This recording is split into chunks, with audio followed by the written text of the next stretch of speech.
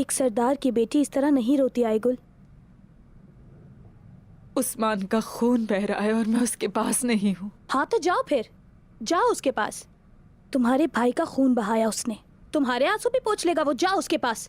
बोर्जन, मेरे साथ इतनी सख्ती के साथ हरगिज़ बात नहीं करना। तुम्हारी आंखें सिर्फ उस्मान को देखती हैं आईगुल, और उस्मान की आंखों में बस बाला है। लेकिन अच्छी तरह से जानती हो ना तुम, क्या हमेशा से मेरे दिल में उस्मान ही था बोर्जन। तो क्या हुआ आईगुल? क्या उसने कभी तुमसे अच्छे से बात की? क्या कभी वो तुम्हें देखकर मुस्कुराया? बताओ मुझे, क्या उसने कभी तुम्हारे आंसुओं की कदर की? जवाब दो आईगुल।